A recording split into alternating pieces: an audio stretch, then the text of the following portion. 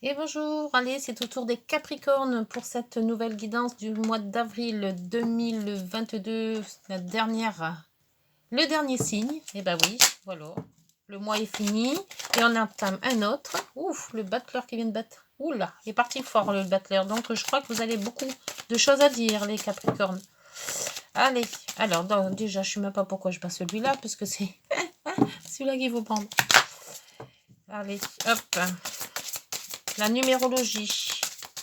Qu'est-ce qui va nous apprendre pour ce mois d'avril 2023 pour les Capricornes, l'état d'esprit que vous allez avoir, mes amis Capricornes, lune en Capricorne et ascendant Capricorne, bien sûr. Hein.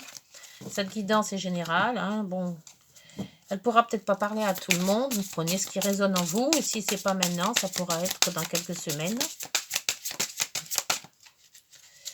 Allez, une carte, s'il vous plaît, pour la numérologie. Ça sera gentil. Non, je vais chercher. Ah, quand même. Ah, le lâcher prise. Tiens. Et en dos, ah, la stabilité affective. Vous aussi, vous l'avez.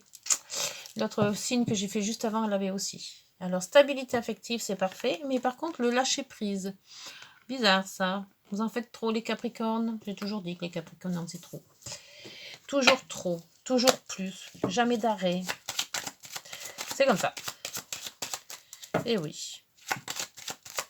Toujours tout entreprendre et déleste jamais pour les autres. Et après, voilà, ben on lâche prise parce que sinon on en a plein la tête et plein là où je pense. Donc, arrivé un moment, bah, faut lâcher. Hein. Hop. Allez, les 12 maisons. 3, 4, 5, 6, 7. Alors bon, comme je dis aux autres signes, évidemment, vous ne voyez pas toutes les cartes parce que je suis toujours en vacances, enfin les vacances, si on peut appeler ça des vacances, c'est le déménagement. Mais 1, 2, 3, 4, 5, 6, 7, 8, mais pas mon déménagement à moi. 8, 9, 10, 11 et celle-ci 12. Voilà. Non, c'est pas mon déménagement à moi, c'est la famille. Donc, on aide. Mais bon, c'est crevant quand même. Hein. Allez. Donc, les cartes, ça relaxe. Ça relaxe. Bon, on voit à peu près, c'est bon. Allez. Alors, vous avez en dos l'impératrice. L'impératrice vous dit qu'il y a quelque chose en gestation, quelque chose de la création aussi. Et ça peut être la mère. Hein. Vous parlez peut-être vous allez peut-être être mère hein, si vous êtes une femme. Ça parle aussi beaucoup de sagesse, beaucoup de voilà. On est en gestation. Il y a quelque chose qui va se mettre, mais qui peut-être qui n'est pas encore très bien et pas évolué, mais voilà, ça se met en place. Alors, votre état d'esprit pour ce mois d'avril. Faut que j'arrête de parler si vite parce que je bafouille. Hein. Ouf, la maison Dieu. Alors, la maison Dieu, ça passe ou ça casse. Alors, la maison Dieu, qu'est-ce qui vous arrive? Il y a le lâcher prise là. Hein. Peut-être trop. Hein. Quand c'est trop, c'est trop. Hein. Il faut peut-être lâcher aussi. Hein. Trop de boulot, trop de conjoints, trop de problèmes familiaux, trop de... J'en ai marre, voilà. Donc, eh ben, écoutez, si vous en avez marre, il y a les vacances sont faites pour ça. Hein. Un petit tour en vacances, une semaine, 10 jours, 3 jours même, hein, un week-end, un long week-end. Et on vous dit de lâcher prise. Hein. Alors, si les cartes vous le disent, c'est que vous êtes peut-être au bout du rouleau, là. Hein. La maison 2. La maison 2, c'est vos finances, votre revenu aussi. Vous avez la lune. Alors, les finances, ça monte, ça descend. Hein. C'est un petit peu en dents de scie. Vous y pensez beaucoup, hein, c'est peut-être l'intuition aussi, hein, c'est vos rêves, peut-être qu'il vous en manque, hein, je pense que c'est surtout ça, ou alors vous en avez peut-être trop, mais bon, ça m'étonnerait quand même. Hein. En principe, on n'a pas la lune quand on en a beaucoup. Peut-être aussi de dire de la clientèle, si vous avez quelque chose, un magasin ou une entreprise qui a de la clientèle, c'est très bon. La clientèle va vous ramener de l'argent. Donc, voyez si ça vous parle, mais normalement, avec la lune, c'est en dents de scie. Hein. Ou alors, c'est professionnel, et là, ça ira très bien. Pour la maison 3, la communication, le courrier, le contrat, les frères, les sœurs, les rencontres, les voyages, les petits déplacements. Vous avez le pape. Alors le pape en maison 3, on fait des formations, on apprend des choses. Ou alors on est leader, donc c'est nous, enfin, c'est vous qui apprenez aux autres. C'est aussi tout ce qui est tradition. Donc on est assez ancré sur les traditions que vous pouvez avoir selon votre pays, hein, ou selon votre religion. Ça peut être aussi la foi, vous avez foi en vous. Donc vous communiquez, mais vous communiquez quand même toujours avec cet esprit de paix. Voilà, vous demandez la paix, vous communiquez avec la paix, vous faites la paix avec vos frères et sœurs, voilà, il y a peut-être aussi des rencontres. Vous communiquez beaucoup, donc la maison 3 c'est la communication. Donc avec le pape, pour moi, soit formation, apprentissage, quelque chose comme ça, ou alors c'est vous-même les formateurs. Pour la maison 4, c'est l'environnement familial, le foyer, la résidence. Ça peut être votre mère aussi.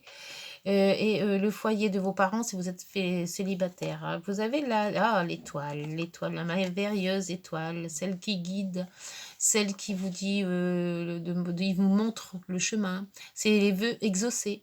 Alors en maison 4, c'est la famille. Alors vœux exaucés peut-être quoi, un bébé, ou vœux exaucés pour créer sa famille, ou vœux exaucés pour tout ce qui a trait à l'amour, hein, tout simplement, ou vœux exaucés tout simplement de dire, bon, suivre mon chemin et aller à la maison, déménager peut-être aussi, vous faire votre cocon familial.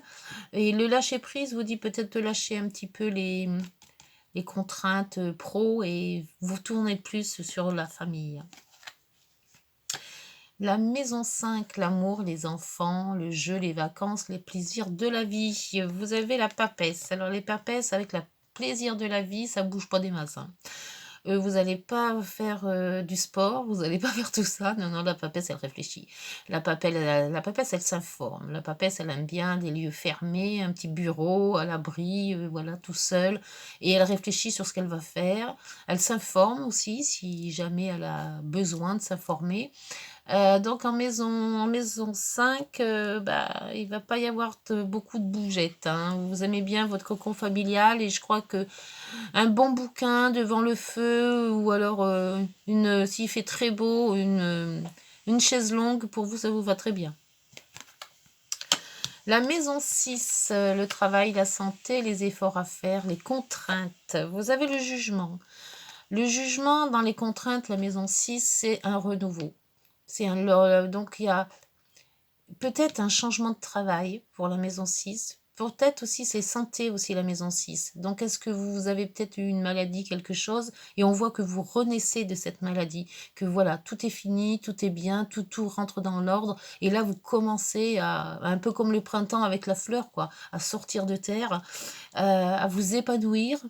Donc il y a quand même au jour le jour quelque chose qui se transforme. Alors j'espère pour vous que c'est super bien parce que avec le jugement, c'est un renouveau, une renaissance. Pour la maison 7, la maison du conjoint, du couple, du partenariat, et tout ce qui a trait aux autres, vous avez la force. Alors, la force en couple, c'est pas, faut pas faire tout non plus n'importe quoi, hein, c'est pas un rapport de force qu'on doit avoir avec son conjoint, hein, mais vous avez quand même la force de résister, c'est déjà bien. Vous avez aussi peut-être la force de parler, la force de vous exprimer, la force de dire les choses telles comme elles doivent être dites, surtout les capricornes, hein, ils ne passent pas en demi-mesure quand elles doivent dire quelque chose. Donc, écoutez, avec cette force en maison 7, c'est pas la meilleure lame que l'on peut avoir en maison 7, mais elle peut vous aider justement à tenir tête ou en disant non, stop, je fais plus ça, point, c'est tout. Voilà. Le lâcher prise, peut-être aussi, on vous dit non, c'est pas maintenant, de vous, si, c'est maintenant. Voilà. Pour la maison 8, la maison des banques, enfin les banques, tout l'argent des autres. Ça peut être les banques pour un prêt, ça peut être les chômages, ça peut être les retraites, ça peut être les indemnités sociales, ça peut être des primes, ça peut être, voilà. Et là, vous avez l'empereur. Avec l'empereur, vous savez où vous allez. Donc c'est bien. Si vous avez besoin d'argent, vous allez le trouver. Vous allez faire tous les dossiers, taper aux toutes les portes pour avoir ce dont vous voulez. Alors, il n'y a pas de souci. Si vous en avez besoin, vous allez en trouver. Pour la maison 9, 7, 8, 9, oui. La maison 9, les grands voyages, les études, les grandes études. Ça peut être l'aspect philosophique, ça peut être aussi l'administration, la loi, la justice et tout ce qui est un petit peu secret, occulte, caché aussi. La justice. Ah, peut-être des problèmes de justice un petit peu sous main. Peut-être, vous avez peut-être fait une faute ou caché quelque chose, peut-être les impôts qui vous tombent dessus, hein, en disant voilà, il y a des choses que vous n'avez pas déclarées peut-être, hein. L'administration, c'est ça. Ça peut être aussi des grands voyages, mais les voyages dans votre tête. Avec l'impératrice, on essaye d'équilibrer. Donc, je ne sais pas ce que vous allez équilibrer, mais votre budget, si c'est votre budget, équilibrez quand même, hein, parce qu'on ne sait jamais. Pour la maison 11, la maison 10, pardon, la maison 10, c'est la maison de la hiérarchie, de l'autorité, de la clientèle, des projets, la situation sociale. Vous avez la tempérance. Moi, la tempérance, dans cette maison-là, elle ne fait pas trop de vagues. Elle tempère. Voilà. Alors, s'il y a des hauts, eh ben, elle met moins haut. S'il y a moins haut, s'il y a trop de bas, elle remonte un peu tout. Ça équilibre peut-être la justice qui est à côté, qui va peut-être équilibrer vachement dessous, là, parce qu'on ne sait jamais. Donc, on vous dit de lâcher prise. Alors, donc, la maison 10, c'est ce qu'elle dit. Lâche prise. Voilà. Je fais ce que j'ai à faire et j'en fais pas plus. Les amis, donc la maison 11, les amis, les relations sociales, tout ce qui est autour de vous, le village, la ville où vous vivez et vos collègues de travail aussi si vous avez. Vous avez l'ermite. Alors l'ermite, comme l'âme dans la maison 11, eh ben, c'est pas le pied, hein. Vous avez, mais non. Vous allez vous mettre, je sais pas, dans un trou, je crois. Parce qu'au mois d'avril, hein, on peut dire que c'est le printemps, mais vous n'allez pas sortir beaucoup, hein. Vous allez un petit peu être seul. Vous avez envie d'être seul, tout simplement, hein, ou alors vous avez trop dormi pendant l'hiver et puis vous avez un mal de chien, vous réveillez. Ou alors, vous voulez qu'on vous foute la paix. Voilà, vous triez peut-être des choses, hein, si vous avez des choses à trier chez vous, c'est le moment de faire du ménage, donc pourquoi pas. Mais vous n'avez pas envie de voir du monde. Pour la maison 12, ce qui est caché, secret, ignoré, tout ce qui est karmique, spirituel, et tous les lieux clos, comme les hôpitaux, les prisons, les cloîtres. Vous avez la mort, l'arcane 13. Elle est sortie aussi dans un autre signe, celle-ci. Là, c'est la transformation. Moi, je pense que ce lâcher-prise n'est pas là pour rien, et la maison Dieu encore moins. C'est les 3 cartes qui me disent que vous en avez ras la casquette, hein, les Capricornes. Alors, je ne sais pas si vous êtes en vacances pour Pâques, là, mais si vous pouvez, partez, hein, parce que là, vous faites un burn-out avec ça, hein. Donc, peut-être en vacances, à la mer, à la montagne, ou rien faire, hein, tout simplement à la maison, mais comme l'ermite vous le dit, hein.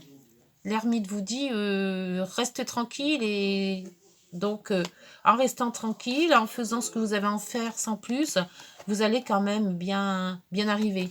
Mais lâchez prise, hein, parce que là, vous avez besoin, hein. Bon, c'est parfait, les Capricornes. Donc, écoutez, j'ai pas de lame à mettre en plus. Pour moi, c'est clair. Enfin, j'espère que j'ai été claire pour vous surtout. Alors, n'hésitez pas à aller voir vos signes ascendants et lunaires, hein, pour compléter la guidance. Si ça vous a plu, n'hésitez pas non plus de me le dire, hein. Donc, je ne vais pas remettre de carte de plus parce que pour moi, c'est clair. Je vais juste aller directement aux heures miroirs parce que j'aime bien les petits... hop là. Ah il y en a 2. Ouh, 3. Bon, allez, c'est tout. Stop, stop, stop. Ça a envie de bouger, là, hein.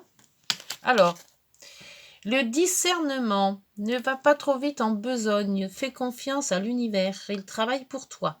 En toute discrétion, tu vas apercevoir l'abondance. Encore un peu de patience. Ah, vous voyez, l'abondance, elle arrive. Alors, lâchez prise. Le pardon. Si tu es en face à des si tu es face à des difficultés ou que la solitude est trop présente, sache que je suis juste là à tes côtés. Tu n'es jamais seul, j'attends seulement un signe de ta part pour t'aider à évoluer.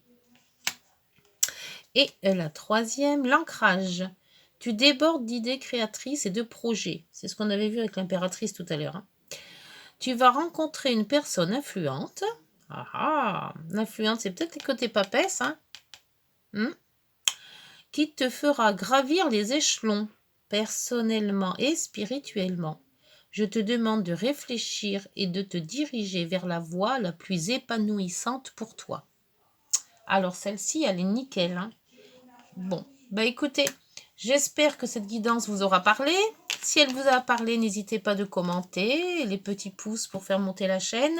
Et puis mais moi, ça me fait plaisir. Hein, au moins, je sais au moins pourquoi je travaille. C'est déjà ça. Et puis, puis voilà, on se retrouve donc au mois de mai. Et pour la guidance sentimentale, elle sera faite à peu près dans le 15 avril. Dans les alentours du 15, hein, ni un petit peu avant ou pas. Et puis d'ici là, ben, portez-vous bien et prenez soin de vous. Au revoir les Capricornes.